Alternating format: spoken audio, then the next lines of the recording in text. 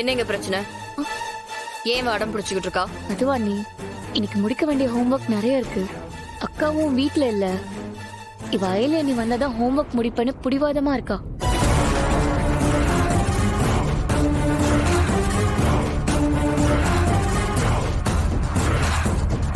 ஏண்டி, அவ வந்து சொல்லி கொடுத்தாதான் உனக்கு மண்டையில ஏறுமா? இல்லனா ஏறாதா?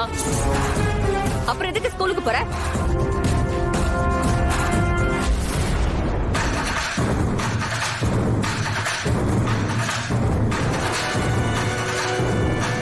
ஏய், இங்கெல்லாம் பார்த்தா எப்படி தெரியுது? அவதான் உனக்கு ஆளா? அவ முதல்ல இந்த குடும்பத்தாலே கிடையாது. நாங்க தான் இந்த குடும்பத்தாளு. அத முதல்ல புரிஞ்சுக்கோ. அவ இன்னும் 2 நாள் தான் இருப்பா.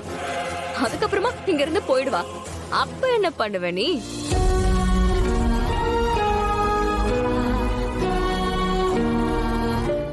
ஜெயிக்கணும்னு வெறி தானே இருக்கும். Come on, all the best.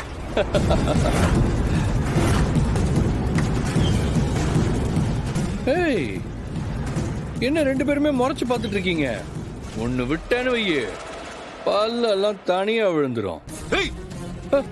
Sir, பயமா இருக்கு சார். என்ன சார் கோவம்லாம் வருது? இனிமே நீ கோவப்படக்கூடாது செல்லம். அப்படி கோவப்பட்டேன்னு வையே, இப்ப இருக்கிற இந்த 2 நாளுமே இல்லாம போயிடும். இன்னைக்கே நீங்க 2 பேரும் இந்த வீட்டை விட்டு வெளியே போற மாதிரி இருக்கும். எப்படி வசதி?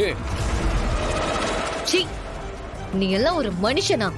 வீட்டுக்குள்ள நல்லவ மாதிரி வேஷம் போட்டுட்டு வெளியில பொறுக்கித்தனம் பண்ணிட்டு இருக்க. நீ எல்லாம் என்ன ஜென்மோண்டா? ஏய், இந்த பொறுக்கின்னு சொல்ற வேலைலாம் வச்சுக்காத. மரியாதையா பேச, இல்ல என்ன நடக்கும்னே தெரியாது. ஏய், என்னடா பண்ணுவ? என்ன பண்ணுவ? நீ பண்றத பொறுக்கி தரணும்னு சொல்லாம வேற என்னன்னு சொல்றது? சூரி மாமா பாவண்டா, வயசான வர்றா. அவருக்கு இப்படி கட்டி வச்சு குடும்பப்படுத்திருக்க. ஏன்னா நீ மனுஷனா இல்ல மிருகமாடா? உன்னால இப்ப ஒரு உயிருக்கு போராடிட்டு இருக்காரு. இத பாரு, அவருக்கு மட்டும் ஏதாச்சும் ஒண்ணு ஆச்சு, உன்னை சும்மா விட மாட்டேன். பயமா இருக்கு. ஆனா நான் ஒரு தப்பு பண்ணிட்டேன்டா. என்ன தெரியுமா? அவனை அங்கேயே சாவடிச்சிருக்கணும். இவ்வளவு நாள் விட்டு வச்சதே மிஸ்டேக்கா போச்சு.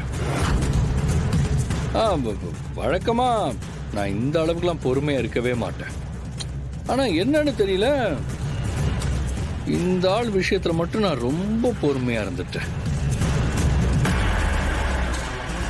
பரவாயில்ல, இதுக்கப்புறம் என்ன, அவன் எழுந்து வந்து சாட்சி சொல்லவா போறான்? ஓவரா ஆடாத கபிலா. நீ பண்ணது மர்டர் அட்டெம்ப்ட். இது மட்டும் போலீஸ்க்கு தெரிஞ்சதுன்னா என்ன நடக்கும்னு தெரியும்ல? என்ன நடக்கும் சொல்றேன். நாங்க நினைச்சிருந்தா எப்பவோ போலீஸ் கிட்ட உன்னை புடிச்சு கொடுத்திருப்போம். ஆனா உன்னால இந்த குடும்ப மானமும் சேர்ந்து போகும். உன்னால அண்ணி எல்லா இடத்துலயும் கை கட்டி நிப்பாங்க. அவங்கள அப்படி பார்க்க கூடாதுங்கிற ஒரே ஒரு காரணத்துக்காக மட்டும்தான் நாங்க மேல கம்ப்ளைண்ட் கொடுக்காம இருக்கோம். அப்படியா?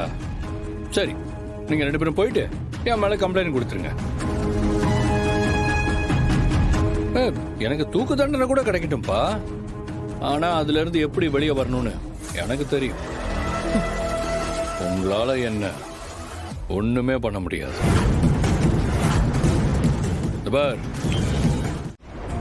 போடுங்க. அம்மா, மொத்தம் 42 ரூபாய் ஆச்சுமா. தட்டக்குண்ணா இந்தாங்க. என்னம்மா, சில்லறை இல்லையா? இதான் இருக்கு. சரி, அப்ப மீதி 8 ரூபாய நாளைக்கு வாங்கிக்க. நீ வேணா 2 ரூபாய் நாளைக்கு வாங்கிக்கோ. எனக்கு 10 ரூபாய் கொடு. இதுல எல்லாம் விவரமா இருமா. வீட்டுல இருந்து வரும்போது சில்லறை எடுத்துட்டு வர வேண்டியது தானே? எல்லா இடத்துலயும் ஒரு அட்டைய முன்னாடி வச்சிடுறாங்க. நாங்களும் ஈஸியா போன்லயே காசை பே பண்ணிட்டு போயிட்டே இருக்கோம். நீ ஒரு ஆள் தான் இன்னமும் கையிலேயே காசு வாங்கிட்டு இருக்க. எதுக்குமா வேண? நான் கண்ணால பாக்குறத மட்டும்தாம்மா நம்புவேன். அதனால எனக்கு அதெல்லாம் தேவையே கிடையாது. இப்ப உனக்கு என்ன, 10 ரூபாய வாங்கிட்டு ரூபாய் நாளைக்கு தரேன்னு சொல்ற அவ்வளவுதானே? இந்தாம்மா புடி, சந்தோஷமா இருமா. போமா. ஐலி இந்த வெண்டைக்காய் எடு, மூளைக்கு ரொம்ப நல்லது. எங்களுக்கெல்லாம் இங்க மூளை நல்லாதான் இருக்கு. இத கொண்டு போய் உங்க தம்பி கிட்ட கொடுங்க. ஏன் உன் தங்கச்சிக்கு தேவையில்லையா? ஓ, தம்பிய சொன்னதும் கோபம் வந்துருச்சோ? அப்ப நான் சொன்னது மட்டும் என்ன பொய்யா? ம், ஏப்பா, உங்க தம்பி தங்கச்சி பிரச்சனையெல்லாம் அப்புறம் வச்சுக்கலாம். சீக்கிரம் காய்கறி எடுங்கப்பா, அக்கா கோச்சிக்க போறாங்க. ஆமா, நாங்க சண்டை போட்டா உங்க அக்கா ஏன் கோச்சுக்கு போறாங்க? நான் என் அக்காவை சொல்லல, இந்த வாழைக்காய சொன்னேன். ஓ, அப்படி வரீங்களா? ம். பாருடா, என்னென்ன இன்னைக்கு செம ஃபார்ம்ல இருக்கீங்க போல. பின்ன தினமும் ஒரே இடத்துல வியாபாரம் பண்ணணும்னா உங்களுக்கு தகுந்த மாதிரி அப்டேட் ஆனாதானே உண்டு. அண்ணே எடை போடுங்க.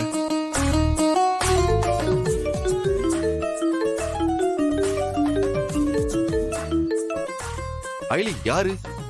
பத்து தான் கூப்பிடுறாங்க. ஏய், எதுக்கு சைலண்ட்ல போடுற? பாட்டி கூப்பிடுறாங்களே, பேசு. பத்து கிட்ட பொறுமையா தான் பேசணும். இங்க நின்னு பேச முடியாது. நான் வீட்டுக்கு போய் நிதானமா பேசிக்கிறேன். சரி, பை கொடு. பைய காட்டுங்கம்மா. இப்படி அப்பப்ப வெளியே வர்றதால நமக்கு இருக்கிற பிரச்சனையில இருந்து கொஞ்சம் ரிலீஃபா இருக்குல்ல.